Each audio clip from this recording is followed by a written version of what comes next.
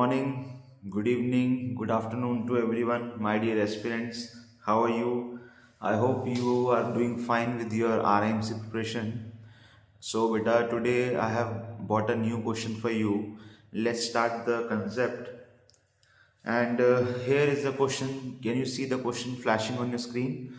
So, the question says 3 tablespoons of milk from a glass of milk are poured into a glass of tea and the liquid is thoroughly mixed. Then 3 tablespoons of this mixture is poured back into the glass of milk. Which is greater now? The percentage of milk in the tea or the percentage of tea in the milk? So beta, question is very much clear. Let me explain the question on the board now and let's start the concept. Let's start the question. देखिए मैंने थोड़ा सा diagram आप लोगों के सामने बना दिया है जिससे कि आपको कंसेप्ट बहुत इजीली समझ में आ जाए.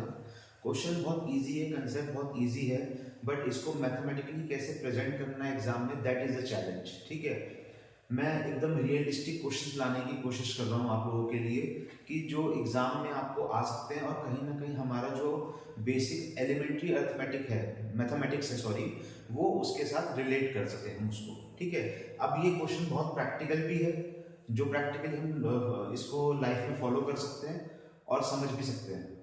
अब देखो बेटा, क्वेश्चन की जो एक्टिविटी है वो क्या कह रही है कि पहले आपने, अच्छा पहले मैं ये बताया था कि मैंने क्या क्या लिया है. मैंने ग्लास ऑफ मिल्क 120 ml का लिया है ग्लास, और टी भी 120 ml का लिया है, और ये इमेजिन किया है कि दोनों में 100 ml मिल्क और टी है. कुछ चीजें मैथ्स में आपको खुद उसको लेट करना पड़ेगा. ठीक है, अब ऐसा हमने इसलिए लिया है, अगर मैं 100 ml का ग्लास लूंगा उसको फुल मानूंगा तो बच्चों को ये कंफ्यूजन हो सकती है कि सर जब हमने यहाँ से कुछ उठा के यहाँ पोर किया है तो ये ग्लास तो ऑलरेडी फुल था, फिर तो ये मतलब उसमें से गिर जाएगा, इट विल कम आउट, तो कैसे पॉसिबल है. तो that's why I have taken a bigger glass of 120 ml और 100 ml हमने उसमें टी एंड मिल्क लिया है. अब अकॉर्डिंग टू क्वेश्चन जो एक्टिविटी है वो ये है कि पहले आपने 3 टेबलस्पून यहाँ से प्योर मिल्क निकाला है और इसमें डाला है. करेक्ट. अब हम मान लेते बेटा कि 1 टेबलस्पून जो है let it be of 5 ml. ठीक है, हमने माना कि 1 टेबलस्पून 5 ml का है, तो 3 टेबलस्पून आप यहां से निकालोगे, इसमें डालोगे तो यहां बचेगा 85 और यहां हो जाएगा 115. करेक्ट. तो देखिए इसको हम एक बार लिखते हैं मैथमेटिकली कैसे प्रेजेंट करना है. ऐसे आप रफ डायग्राम बना के यहाँ पर मैं इसका मैथमेटिकल सॉल्यूशन भी साथ साथ लिख देता हूँ.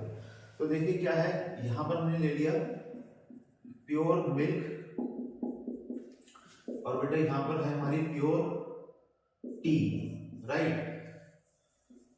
अब इसको हम आगे करने की कोशिश करते हैं बेटा. तो आपने इसमें देखा, क्या इमेजिन किया कि हमने देखा कि 100 ml है सर, तो ठीक है 100 ml में से हमने 15 ml माइनस कर दिया 3 टेबलस्पून, 1 टेबलस्पून 5 ml, तो बचा ये 85. करेक्ट. अब 85 ml में अगर आप देखेंगे सर मिल्क कितना है, सर पूरा 85 है, और टी कितनी है सर 0 ml है. ठीक है, ये है. करेक्ट. यहां पर बात करते हैं, ये 15 ml यहां आ गया है, तो ये 100 ml में हमने 15 को ऐड कर दिया तो बन गया 115 ml, 115 ml. और इसका अगर आप डिस्ट्रीब्यूशन करोगे तो बेटा ये जो है किस रेशियो में डिवाइड होगा, जिस रेशियो में यहां पर ये अवेलेबल है. यहां पर 100 है टी और 15 है मिल्क, तो 100 और 15 का अगर आप रेशियो निकालोगे 5 से काटोगे तो 20:3 आएगा. तो 20:3 में ये दोनों डिस्ट्रीब्यूट हो जाएंगे. यहां पर आएगा टी और यहां आएगा मिल्क. करेक्ट. समझ में आ गई बात. टी का जो रेशियो है वो 20:3 है. ठीक है, ये कैलकुलेशन तो हमारे पास डायरेक्टली अवेलेबल है. अच्छा, अब इसमें आगे देखते हैं. तो अब 20:3 में हमारे पास यहां पर मिल्क और टी और मिल्क अवेलेबल है. अब ये एक्टिविटी मिक्स करने के बाद यहां से मिल्क यहां गया, मिक्स हो गया है. अब आपने यहां से दोबारा से 3 टेबलस्पून लिया और इसमें डाल दिया, तो होगा क्या, कि 20:3 में ये मिक्स हो चुके हैं, तो 20:3 में ही ये बाहर आएंगे, करेक्ट। तो अब आप देखो बेटा, अब आपको 15 ml बाहर करना है यहां से, ठीक है। तो कैसे माइनस होगा, तो सर 15 ml जो बाहर होगा उसमें T का पोर्शन होगा 20/23। आई थिंक ये बेसिक रेशियो तो आपको समझ में आ रहा होगा, 20:3 में 20/23। और सर 15 ml में 3/23 क्या होगा हमारा, 3/23 होगा हमारा जो मिल्क बाहर जाएगा। अब देखो बेटा 15 3 कितना होता है 45 तो 23 से डिवाइड नहीं होता, बट 46 डिवाइड होता है। एक बार इतनी बेसिक कैलकुलेशन तो आपको करनी पड़ेगी, जब ये आप इसको डिवाइड करोगे तो ये अप्रोक्सीमेटली 2 से थोड़ा कम आएगा, 1.95 के आसपास आएगा, राइट। तो इसका मतलब जब आपने इसमें से जब ये 15 लीटर आप यहां से बाहर करोगे, मिक्सचर को बाहर करोगे, तो उसमें से 1.95 हमारा मिल्क निकल के बाहर जाएगा, जो यहाँ पर 15 था, तो यहाँ से 1.95 बाहर होगा। अब 15 में से 1.95 बाहर हो जाएगा, तो इसके लिए कितना बचेगा, ऑटोमेटिकली आप उसको सर 15 से माइनस 1.95 कर देंगे, तो यहाँ पर कैलकुलेशन 13.05 आएगी। तो 13.05 यहाँ से बाहर कर दो, 13.05, करेक्ट। अब आपको समझ में आ जाएगा सर, दोनों माइनस होंगे, तो यहाँ पर कितना बचेगा, ये बचेगा 13.05, ठीक है, माइनस करके, और ये जाएगा 87 हो जाएगा, तो ये हो जाएगा 86.95, करेक्ट। आई थिंक इतनी कैलकुलेशन आप लोगों को समझ में आ गई होगी कि सर हमने ये कैसे कैलकुलेट किया, राइट बेटा। तो अब इसके आगे देखिए, अब आपने यहां से ये 15 लीटर माइनस कर दिया है, 15 ml माइनस कर दिया है, 15 ml, राइट। और ये 15 ml यहां पर आने वाला है। जब ये यहां से माइनस हुआ है, जिस रेशियो में यहां से माइनस हुआ है उसी रेशियो में यहां ये ऐड हो जाएगा।